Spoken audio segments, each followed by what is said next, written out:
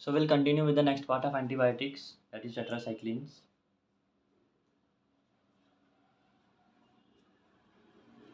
तो सबसे पहले हमने देख लिया था टेट्रासाइक्लिन बैक्टीरियोस्टैटिक होती है, यानी ये माइक्रोब्स को या फिर बैक्टीरिया को किल नहीं करती हैं, ये बैक्टीरिया को उसकी ग्रोथ को स्टॉप कर देती है, स्टॉप्स और inhibit the growth of bacteria.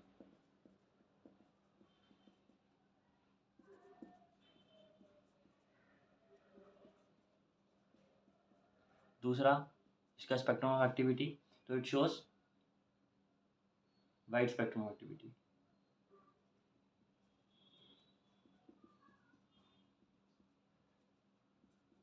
यानी ये ग्राम पॉजिटिव और ग्राम नेगेटिव दोनों पे ही एक्टिव होते हैं, दोनों को इफेक्ट दिखाते हैं। तो it shows wide spectrum activity gram positive as well as gram negative. ठीक है, उसके बाद ये हम डिराइव कहाँ से करते हैं, तो सेप्टोमाइसिस से, या फिर हम कह सकते हैं एक्टिनोमाइसाइट्स, जिसको हम रे फंगाई कहते हैं। मतलब फंगाई होता नहीं, होता बैक्टीरिया ही है, लेकिन ये फंगाई जैसा होता है, इसलिए इसको एक्टिनोमाइसिस कहते हैं। सेप्टोमाइसिस। ठीक है, ये हो गया इसके बारे में थोड़ा सा इंट्रो। बाकी हमने पहले ही देख लिया था, उसके टाइप्स थे एंटीबायोटिक्स के, 3 तरह में हमने इसको डिवाइड किया था। पहले बीटा लैक्टम जो सेल वॉल की सेंसेस को इनहिबिट करते हैं, दूसरे जो हमारे एमिनोग्लाइकोसाइड और टेट्रासाइक्लिन के साथ थे। स्ट्रक्चर डिफरेंट है लेकिन इसका मैकेनिज्म एक्शन सेम है, यानी ये भी 30 सब यूनिट ऑफ राइबोसोम्स को ही इनहिबिट करता है, यानी प्रोटीन सिंथेसिस को इनहिबिट करता है। उसके बाद हमने देखा था लास्ट वाला, दैट इज मैक्रोलाइट्स, वो हम बाद में पढ़ेंगे। उसके बाद हमने देखा था टेट्रासाइक्लिन और क्लोरमफेनिकोल जो है वो wide spectrum of activity show करता है, यानी ग्राम पॉजिटिव ग्राम नेगेटिव पे इफेक्ट देते हैं। तो ये चीज़ याद रखने वाली है। दूसरी बात, ये बैक्टीरियोस्टैटिक होते हैं, यानी ये बैक्टीरिया की ग्रोथ को रोकते हैं या इनहिबिट करते हैं, ये उसको किल नहीं करते। ठीक है, इतना याद रखना। नेक्स्ट देखते हैं इसका स्ट्रक्चर। अब देख लेते हैं इसका स्ट्रक्चर एक्टिविटी रिलेशनशिप। ठीक है, इंट्रो के बारे में देख लिया। अब SAR, इसमें हमारी 4 रिंग्स होती हैं।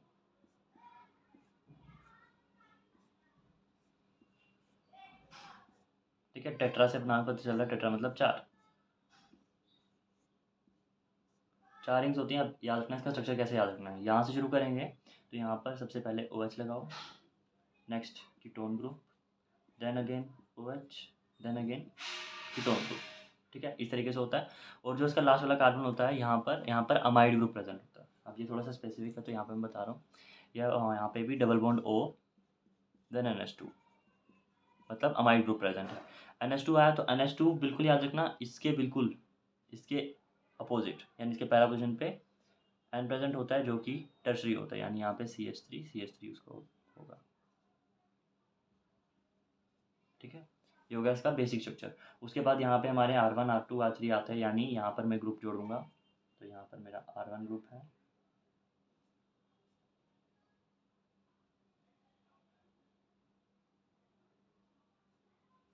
तो यहाँ पे हमारे यहाँ पे R1 है, यहाँ पे 2 होते हैं, R2 या R3, और यहाँ पे R4। ठीक है, अब यहाँ पर एरोमेटिसिटी की बात करें, तो यहाँ पर ये हमारी ये रिंग है हमारी एरोमेटिक। दूसरी वाली में कोई भी डबल बॉन्ड प्रेजेंट नहीं है, क्योंकि यहाँ पे डबल बॉन्ड, यहाँ पे डबल बॉन्ड, कोई भी नहीं आएगा। यहाँ पर देखें तो यहाँ पर आ सकता है, तो यहाँ पर हमारा OH ग्रुप होता है, बिल्कुल यहाँ पर। ठीक है, याद रखना। और इसका देखें तो यहाँ पर इस तरीके से हमारे पास ये डबल बॉन्ड है। टेट्रासाइक्लिन से नाम क्लियर है, टेट्रा मतलब 4 रिंग्स। उसके बाद जो बच गए, अब यहाँ जैसे यहाँ पे एक कार्बन बच गया, तो यहाँ पर भी OH ग्रुप होता है। अगर हम इसको ऐसे याद रखते हैं, OH double bond O, OH double bond O, OH, और again double bond O NH2, और यहाँ पे N CH3 ठीक है, अब यहाँ पे R1 R2 R3 के बारे में बोल रहा है, तो ये जो R4 है, सबसे पहले R4 की बात करते हैं। तो अगर यहाँ पे मैं OH ग्रुप जोड़ता हूँ, तो मुझे ओरली एक्टिव कंपाउंड मिलते हैं, जिनको मैं ओरली दे सकता हूँ। उसके बाद अगर R2 R3 CH3 होगा, डाइमिथाइल होगा, या फिर डबल बॉन्ड CH2 होगा, तो एक्टिविटी बढ़ती है। ठीक है, यहाँ पे एक्टिविटी इस तरीके से बढ़ती है, यहाँ पे R4 पे OH होगा तो एक्टिविटी बढ़ेगी। R1 लास्ट, और जो थोड़ा सा इंपॉर्टेंट है, यहाँ पे हमें या तो इलेक्ट्रॉन डोनेटिंग ग्रुप मिलेगा या फिर इलेक्ट्रॉन विदड्रॉइंग ग्रुप मिलेगा। तो जो अगर इलेक्ट्रॉन विदड्रॉइंग ग्रुप है, जो इलेक्ट्रॉन विदड्रॉ करेगा यानी जो खींचेगा, दूसरा इलेक्ट्रॉन डोनेटिंग ग्रुप, दोनों ही एक्टिविटी बढ़ाएंगे। ठीक है, एग्जांपल लिख देता हूँ इलेक्ट्रॉन विदड्रॉइंग ग्रुप की। जैसे विदड्रॉइंग ग्रुप कैसा होना चाहिए, जैसे Cl हो गया, NO2 हो गया। ठीक है, तो ये जो है एक्टिविटी बढ़ाते हैं। और यहाँ पे अगर बात करूँ तो वो स्ट्रॉन्ग होना चाहिए। दैट शुड बी इलेक्ट्रॉन जो डोनेटिंग ग्रुप है वो स्ट्रॉन्ग होना चाहिए। जैसे कि हमारा टर्शरी मिथाइल है। ठीक है, तो वो एक्टिविटी बढ़ाएगा। यानी एक्टिविटी कैसे बढ़ी, R1 पे अगर इलेक्ट्रॉन विदड्रॉइंग ग्रुप है Cl NO2 तो एक्टिविटी बढ़ेगी। या फिर जो इलेक्ट्रॉन ग्रुप लगा है वो स्ट्रॉन्ग होना चाहिए या फिर बल्की होना चाहिए, जिसकी वजह से एक्टिविटी बढ़ती है। बाकी सब जितने भी ग्रुप्स हैं सब एसेंशियल है, यानी ये OH ग्रुप, ये OH ग्रुप, ये डबल बॉन्ड हो, ये डबल बॉन्ड हो, ये डबल बॉन्ड हो, ये NH2, ये OH, बाकी सब एसेंशियल है। ये लिख देना कि ये जो ई पोजीशन है इस पोजीशन पे ये है, ये एसेंशियल है फॉर एक्टिविटी, ये एसेंशियल है फॉर एक्टिविटी, ऐसे करके। और इसकी नंबरिंग की बात करें तो इस तरीके से आती है 1 2 3 4, इसको नहीं लेंगे, 5 6 7 8 9 10 11 12। अब बस इसमें क्या करते हैं, जो बीच वाला ये कार्बन है ना, इसको क्या देंगे, जैसे 4 और 5 के बीच में आ रहा है तो 4 के बाद आ रहा है ना, तो उसको बोलेंगे 4 अल्फ़ा। वैसे इसको बोलेंगे 5 अल्फ़ा, 6 अल्फ़ा, इसको बोलेंगे 10 के बाद आ रहा है 10 अल्फ़ा। ठीक है, और यहाँ पे एक ग्रुप और रह गया, इन दोनों के बीच में भी पहले और लास्ट पोजीशन के बीच में OH ग्रुप होता है, जो एसेंशियल है फॉर एक्टिविटी। अब यहाँ पे याद रखना ये अनसब्स्टिट्यूटेड होना चाहिए। अगर यहाँ पे OH या एक्टिविटी, OH या फिर कुछ और ग्रुप लगता है तो एक्टिविटी रिड्यूस हो जाएगी। इस OH की जगह कुछ और लगेगा तो एक्टिविटी रिड्यूस हो जाएगी। इस कीटोन की जगह कुछ और लगाएंगे तो एक्टिविटी रिड्यूस हो जाएगी। इसकी जगह कुछ और लगाएंगे, इसकी जगह कुछ, मतलब जितने भी इन पोजीशन को छोड़कर अगर कुछ भी चेंज करेंगे, डबल बॉन्ड चेंज करेंगे, रिंग चेंज करेंगे, रिंग गायब कर देंगे, ये OH ग्रुप की जगह कुछ Cl लगा देंगे, डबल बॉन्ड वो गायब ही कर देंगे, तो एक्टिविटी कम हो जाएगी।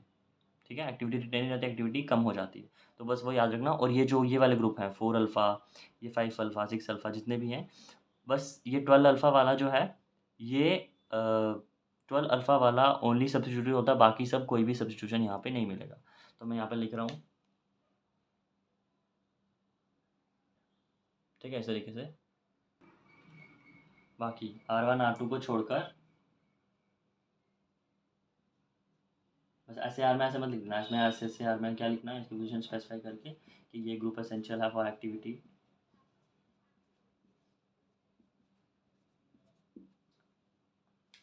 All groups are essential.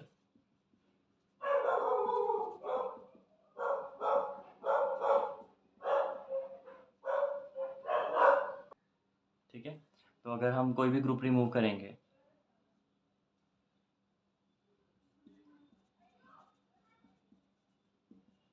Activity का लॉस होगा, लॉस ऑफ एक्टिविटी। दूसरा, कोई भी सब्स्टिट्यूशन नहीं चाहिए,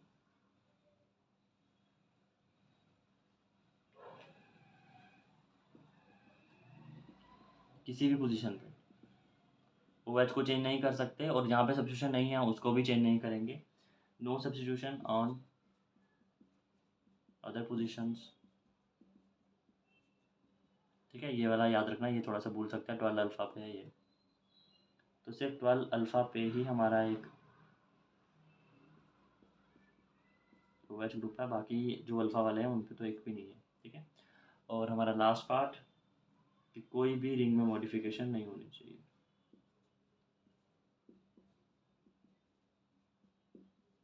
ठीक है, ये हो गया इसका ऐसे यार टेट्रासाइक्लिन्स का। बस इसमें 4-5 स्ट्रक्चर है वो देखना है, बिल्कुल सिंपल है क्योंकि सब तो सिमिलर ही है, बस R1 R2 R3 R4 का डिफरेंस है, तो वो देख लेते हैं।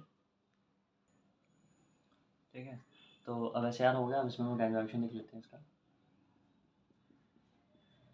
जैसे मैंने पहले ही बोला, ये 30 सब यूनिट के साथ बाइंड कर जाता है।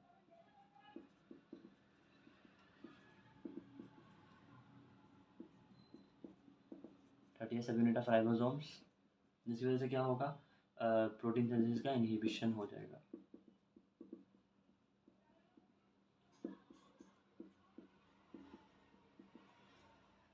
Inhibit synthesis of protein synthesis, inhibit initiation of protein synthesis. ठीक है, अब कैसे इसका मैन्युफैक्चरिंग कैसे है, ये जो हमारा टीआरएनए हमने देखा था, यहाँ से टीआरएनए होता है, टीआरएनए आता है, तो वो उस पर बाइंड किया। अब ये टीआरएनए को जुड़ने नहीं दे रहा है, तो ये क्या कर रहा है, प्रिवेंट बाइंडिंग ऑफ टीआरएनए। कौन सा टीआरएनए, टीआरएनए पे हमारा अमीनो एसिड जुड़ा हुआ है। ठीक है, तभी तो अमीनो एसिड जुड़ के प्रोटीन बनाएंगे। तो ये जो अमीनो एसिड जुड़ गया है इसके साथ, टीआरएनए के साथ, तो उसको बोलेंगे अमीनो असाइल टीआरएनए। उसको ये बाइंड नहीं होने देता है विद द राइबोसोमल कॉम्प्लेक्स।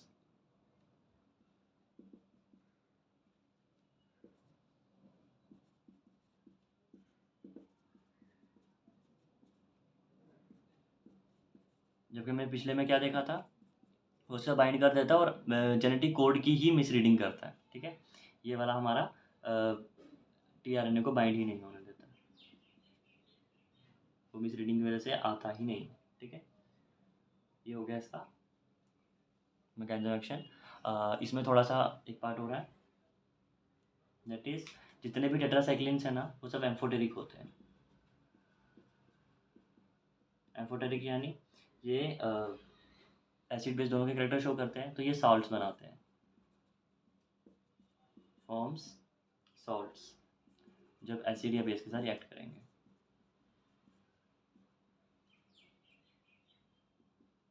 दूसरा, अगर ये न्यूट्रल एसिड या बेस के साथ रिएक्ट किए तो इसने सॉल्ट बनाया, अगर ये न्यूट्रल में होंगे तो क्या करेंगे, तो ये ज्यूटराइन्स बनाते हैं।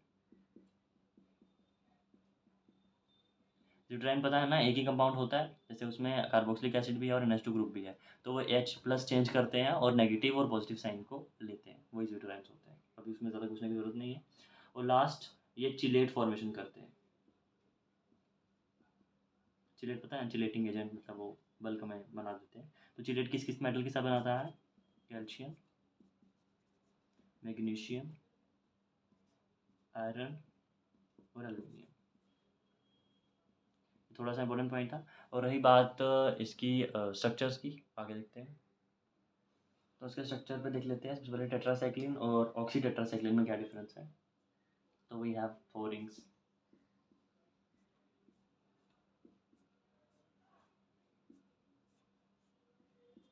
पहले पे OH होगा,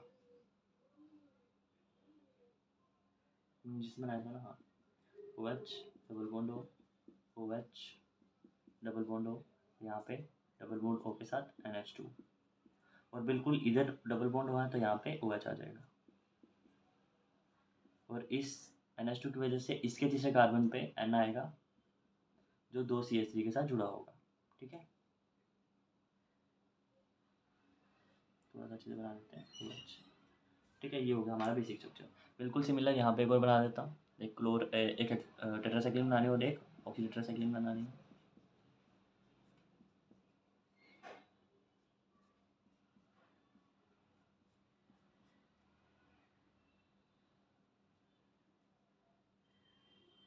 ठीक है, इस तरीके से same OH double bond O, OH double bond O, यहाँ पे डबल बॉन्ड O, NH2 इसके थर्ड पोजीशन पे, N2 इसके थर्ड पोजीशन पे OH, बिल्कुल जैसे होता आ रहा है।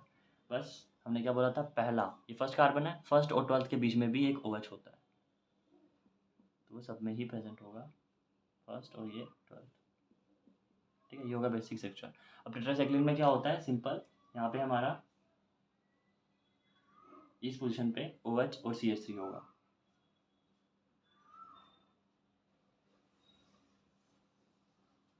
सेम यहाँ पर भी होगा।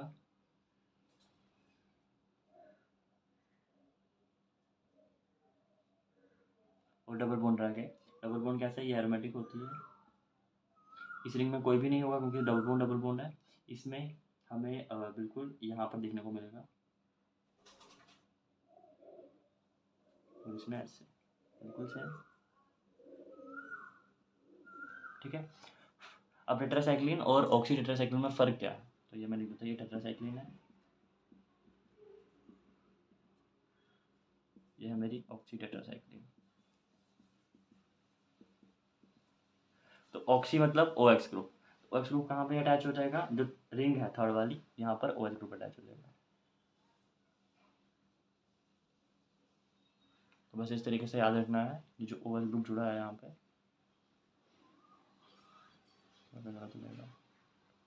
ऐसे करना रहने देते हैं, सिर्फ इतना याद रखते हैं यहाँ पे जो हमारा ओ एच ग्रुप है ये ऑक्सी टेट्रासाइक्लिन में होता है।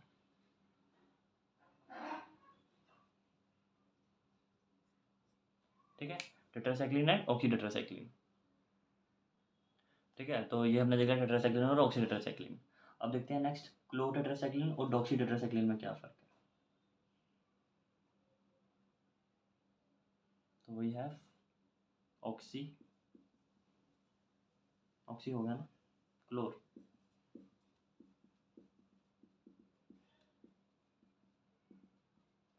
और देन डॉक्सी।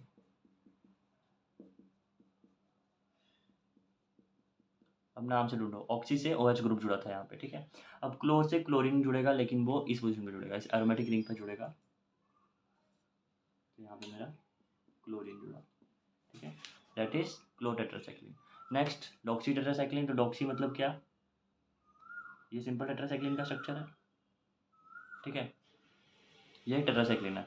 अब डॉक्सी मतलब डी ऑक्सी, डी ऑक्सी में यानी ओस ग्रुप को गैप कर दो, तो यहाँ से OH वाले रिंग को मैं OH वाले ग्रुप को गैप कर दूंगा, यहाँ पे सिंपल H लगा दूंगा, तो CH3H। तो ये मेरा हो गया डॉक्सी टेट्रासाइक्लिन। ठीक है, ये थोड़ा broad spectrum of activity show करता है।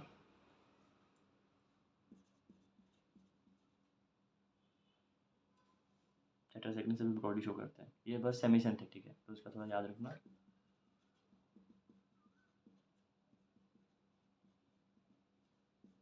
ये सेमी सिंथेटिक है। Chlortetracycline, oxytetracycline and tetracycline are natural. अब एक स्ट्रक्चर हो रहा लास्ट। ठीक है, तो क्लो टेट्रासाइक्लिन की जगह मैंने लिख दिया लास्ट हमारा स्ट्रक्चर, दैट इज मीनोसाइक्लिन। अमीनोसाइक्लिन का स्ट्रक्चर थोड़ा सा डिफरेंट है, और ये याद रखना ये दोनों के दोनों ही सेमी सिंथेटिक है।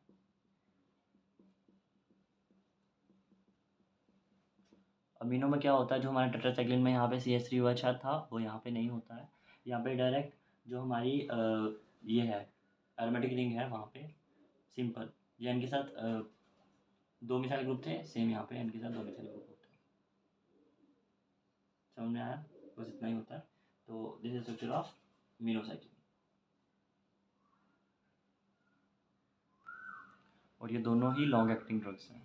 लॉन्ग एक्टिंग मतलब थोड़ा ज़्यादा देर के लिए काम करते हैं, और जो हमने पहले 3 पढ़े वो हमारे शॉर्ट एक्टिंग थे, क्योंकि ये थोड़े से सेमी सिंथेटिक है।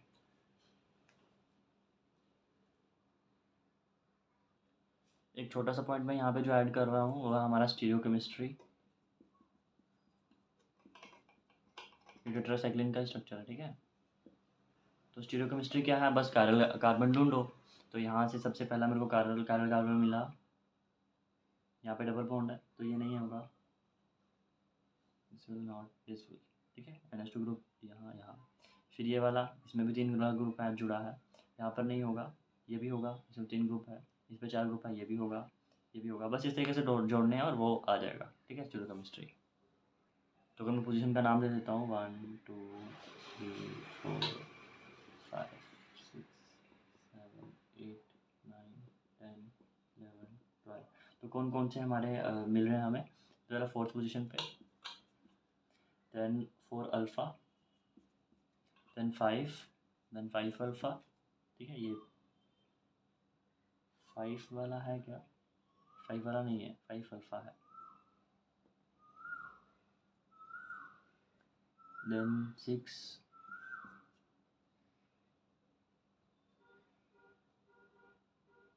वाला, ये तो एरोमेटिक है, ये तो नहीं होगा कुछ में कोई भी, ये भी नहीं होगा, 10 वाला भी नहीं होगा, 11 वाला, 11 अल्फ़ा, यहाँ पे भी डबल बॉन्ड है, ये भी नहीं होगा, 12 वाला भी नहीं होगा, डबल बॉन्ड है, 12 अल्फ़ा। ठीक है, तो ये देख लेना थोड़ा अच्छे से। और दूसरा इसका मेटाबॉलिज्म,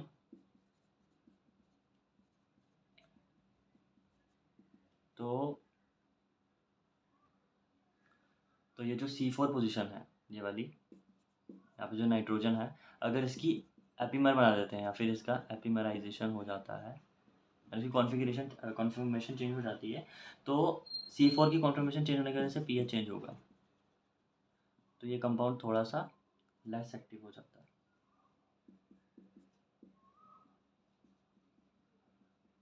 ठीक है, तो मतलब हमारा मेन फोकस ये होता है कि हम इसका एपीमराइजेशन कर दें, इसका एपीमर बना दें, जिसकी वजह से ये कंपाउंड इजीली मेटाबोलाइज हो जाता है। ठीक है, दैट्स ऑल अबाउट टेट्रासाइक्लिन्स। इसके यूजेस देख लेते हैं लास्ट में। और एक छोटी सी चीज़ कि इस ग्रुप का नाम क्या है। तो सबसे पहला, जैसे हमारा एरोमेटिक रिंग, ये हमारी सिंपल रिंग है, और ये दो हमारी हम कह सकते हैं नैप्थलीन रिंग है। तो हम कह सकते हैं ऑक्टाहाइड्रो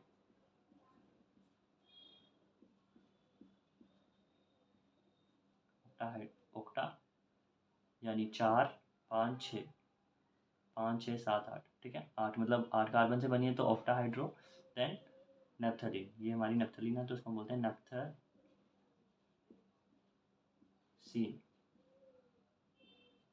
ठीक है, ये हमारे रिंग का नाम होगा। स्टीरियोकेमिस्ट्री हो गया, इंट्रो हो गया, एस हो गया, मैकेनिकल रिएक्शन हो गया, और मेटाबॉलिज्म हो गया। ठीक है, अब देखते हैं यूजेस। तो टेट्रासाइक्लिन के यूजेस, थेरेपेटिक यूज़ क्या है। तो यूजेस क्या है, एक तो हमारे यूटीआई आरटीआई में, तो यूरिनरी ट्रैक इन्फेक्शन में यूज़ करते हैं, क्योंकि ये हमारा एंटीबायोटिक है of course. Urinary tract infection, respiratory tract infection. Then हमारे आई में इन्फेक्शन हो जाते हैं, ईयर में। ठीक है, eye infections, middle ear infections. Then कुछ स्किन इन्फेक्शंस में भी हम उसको यूज़ करते हैं। किसी भी तरह की इन्फेक्शन हो जाएगी, एंटीबैक्टीरियल है। उसके बाद है इंटेस्टाइनल इन्फेक्शंस भी आते हैं इसमें।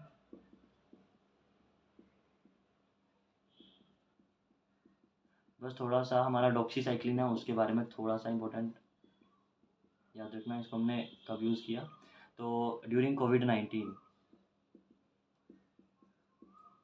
ठीक है, कोविड-19 में हमने इसको यूज़ किया था टू ट्रीट मलेरिया। ठीक है, उसके बाद इसके अदर यूज़ क्या हैं, सेफिलिस, जो कि एक सेक्सुअली ट्रांसमिटेड डिजीज़ है, उसमें भी यूज़ होता है। देन एक्ने हो गया,